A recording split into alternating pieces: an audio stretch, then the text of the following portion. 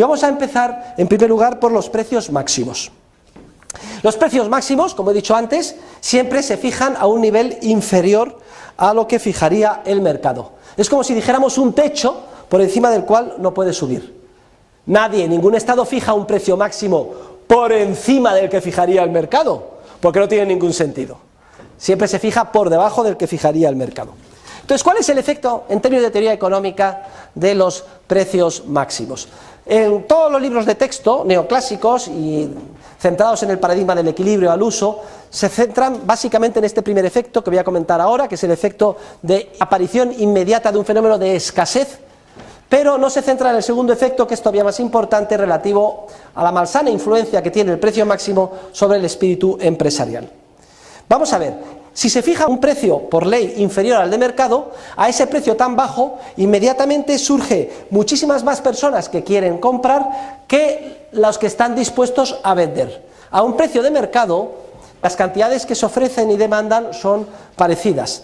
Si el precio se establece a un nivel más bajo, y eso lo vimos al estudiar la determinación del precio en competencia bilateral, surgen muchas más personas que demandan el bien afectado por el precio máximo que personas que lo ofrecen.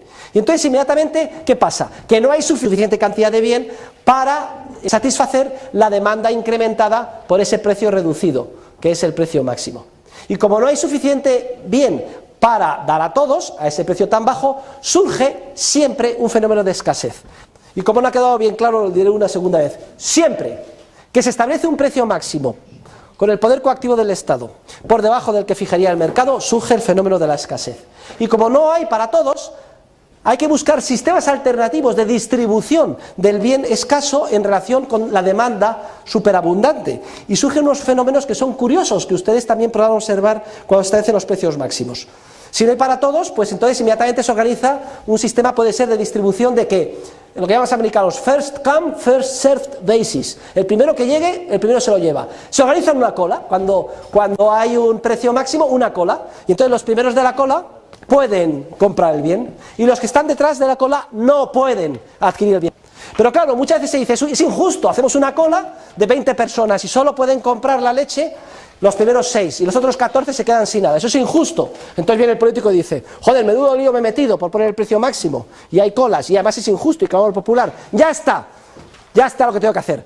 Para que todos puedan llevarse algo, voy a racionar la poca leche que hay entre los 20 de la cola. Se establece lo que se llaman las cartillas de racionamiento.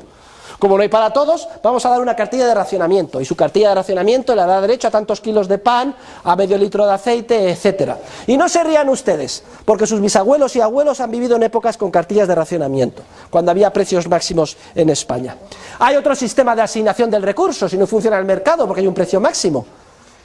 Yo tengo que comprar y no hay para todos. La amistad, oye, que te hice tal favor tal día, véndeme por favor un jamón. O otro procedimiento todavía más morboso para tratar de convencer al vendedor de que te venda a ti. Pueden ustedes desarrollar su imaginación cuanto quieran. O en última instancia la violencia. Hay un totum revolutum y va la gente a la tienda, la rompe y se lleva el televisor debajo del brazo. Fíjense ustedes, todos son procesos violentos, redundantes, injustos y absurdos en el momento en que el mercado deja de funcionar y se establece el precio máximo por parte del Estado. Pero es que ese fenómeno de la escasez, que se ha reconocido en todos los libros de texto de economía, se ve aún más agravado por el perverso efecto que tiene el establecimiento del precio máximo sobre el espíritu empresarial. Porque ya saben ustedes que el espíritu empresarial se mueve por los beneficios que esperan obtener los empresarios. Si en un ámbito concreto se limitan los precios que pueden cobrar, se eliminan los beneficios. Y entonces todo el ímpetu empresarial se redirige, abandona esa área, ese ámbito en el que hay precios máximos y se va a otras líneas donde puede obtener pues más beneficios. Entonces, ¿qué es lo que pasa?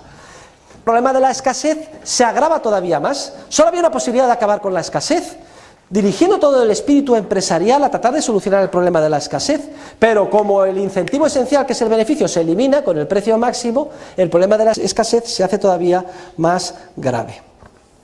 Afortunadamente, el mercado se busca soluciones a estas ineficiencias que generan los precios máximos. Y esas soluciones en muchas ocasiones tienen que ser soluciones al margen de la ley. Afortunadamente surgen mercados negros, que se llama, que al margen de la ley tratan de solucionar el problema de escasez, de colas, de racionamiento, etcétera, típico del precio máximo. Vamos a ver una concatenación lógica de acontecimientos. Imagínense que hay una mala cosecha, un año de sequía y una mala cosecha. Como consecuencia de eso, mala cosecha. Señores, se produce menos trigo. ¿Qué creen ustedes que pasará con el precio del trigo? Sube. Y entonces, clamor popular. Las madres, anda, la harina de mis hijos, la leche, etcétera. El hambre, nos están generando hambre, nos están explotando. La culpa lo tienen los empresarios. Las panificadoras que hacen el pan, que nos están absorbiendo nuestra renta. Y entonces el político dice, no os preocupéis, ha habido mala cosecha y sube el precio, ¿no? Solo hay que hacer una cosa, pongamos un precio máximo razonable que todo el mundo pueda comprar. Y menos mal que hay un político sensato que sabe lo que tiene que hacer, todo el mundo le vota, se establece el precio máximo. Pero claro, como consecuencia de esto, el poco pan que había desaparece. Y surgen las colas, las cartillas de racionamiento, la violencia, el amiguismo, etc. Afortunadamente hay unos empresarios que, jugándose la vida, desarrollan mercado negro. Pero claro, en el mercado negro el precio al que se compra y vende el pan no es el precio oficial al que no hay pan, sino que es un precio 5 veces más alto. Un precio tal que es interesante, yo qué sé, por ejemplo, importar trigo de Francia, donde no ha habido la sequía, etc. Muchos de ustedes, sus familias, le deben la vida al tan denostado especulador. En español se llama también extraperlista. En los años posteriores a la guerra civil, con gran cantidad de penuria, se establecieron precios máximos para la mayor parte de alimentos, etc. Como consecuencia de esto había una escasez tremenda, pero afortunadamente había mercado negro y se sabía que se podía comprar a precios más altos el aceite, el pan, jamón, etc. Y aunque eran precios mucho más altos, esto salvó de la muerte y del hambre a muchísimas personas. En todas las plazas de todas las ciudades españolas debería de haber un monumento al extraperlista o al especulador, que jugándose la vida y además siendo cabeza de turco, odiado por todos, gracias a él se salvaron miles y miles y miles y miles de seres humanos. Debería haber una estatua, un reconocimiento a ellos. Hay otros muchos ejemplos que les podía poner, por ejemplo la congelación de rentas de alquiler, que en España tuvo un efecto totalmente perverso, arrasó con el patrimonio inmobiliario hasta hace no demasiados años. Y hay otra ilustración que hemos comentado en clase, todos la recordarán. ¿No se acuerdan cuando hablamos de la caída del Imperio Romano? ¿Qué es lo que pasó con el Imperio Romano? Recuérdenlo cuando lo estudiamos. Era lo mismo que ahora, el estado del bienestar, panem et circenses, pan gratis y juego. Esto arruinó a los productores de Italia. Todo el mundo decía, yo trabajar, me voy también a vivir de la sopa boba del Estado, de la nona a Roma. Roma creciendo cada vez con más proletarios. Proletario, aquel que es tan pobre que solo tiene su prole y vive del Estado. Y además cuanto más hijos mejor, porque así tiene derecho a más cuota de la subvención pública. Claro, eso sería imposible de sostenerlo, con los gastos públicos entra en déficit. Pero claro, si no se puede sostener, ¿qué es lo que hacen los políticos? Pues vamos a pagarlo fabricando dinero. En esa época no conocían la inflación, emitir papel moneda, lo que hacían era quitar la plata al denario, envilecer la moneda, multiplicarla por 10. ¿Qué pasa con los precios cuando se hace esto? Se ponen por las nubes. Y cuando los precios crecieron, ¿qué hicieron? Precios máximos. Y al poner precios máximos, escasez generalizada y los procesos de producción e intercambio bloqueados. Lo que era un floreciente mercado común, comparable con el de la Unión Europea en cuanto a su extensión, salvando las diferentes etapas históricas, desaparece y se derrumba, y los bárbaros simplemente pasan a ocupar las ruinas, resultado de la autodestrucción como consecuencia del estado del bienestar y del intervencionismo en el Imperio Romano. Es otro ejemplo que pueden ustedes recordar y analizar. Me gustaría que leyeran, porque es emocionante, las páginas, tomen nota, 237 a 277 del libro de lecturas, donde se habla de la política de rentas en la Alemania nazi y del milagro de Erhard. Miren, termina la Segunda Guerra Mundial, Alemania destruida por los bombardeos, etcétera, 11 millones de muertos en Alemania, ocupada por las potencias ganadoras, Inglaterra, Francia, Estados Unidos y Rusia. Vienen las potencias occidentales, no piensen ustedes que eran los comunistas, de eso ya se sabe lo que hay que esperar, y dicen esto, no hay tutía que se pueda organizar un país hundido, y establecen toda una lista de precios máximos para los bienes de primera necesidad, de alimentación, etc. Resultado: hambre, escasez, penuria.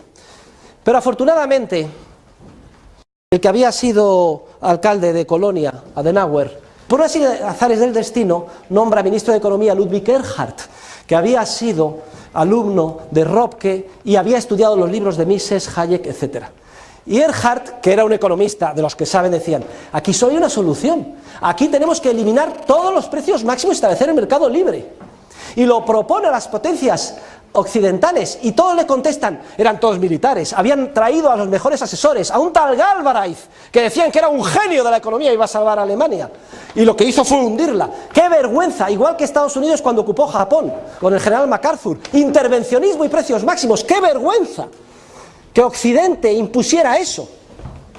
Ni caso. Dice: está usted loco, ¿cómo va a dejar libres los precios con una Alemania destruida? Pues señores, un domingo, cuando estaban jugando al golf los ocupantes, y bajo su responsabilidad, los señores Adenauer y Erhard hacen un decreto, le llaman muy corto: artículo único, a partir del lunes quedan eliminados todos los precios máximos y son libres en Alemania.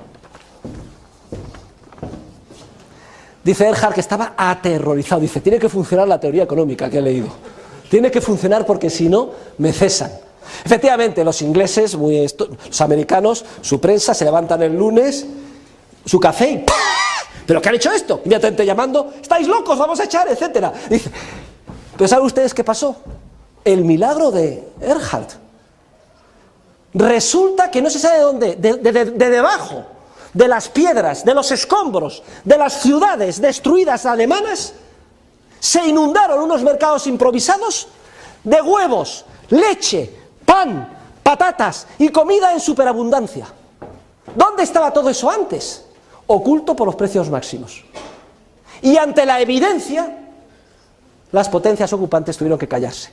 Y ese fue el comienzo del milagro económico alemán, lo que se llama el Wirtschaftswunder, el milagro económico alemán, que fue a su vez el espejo del llamado plan de estabilización de la economía española, que se llevó a cabo pues 10, 13 años después.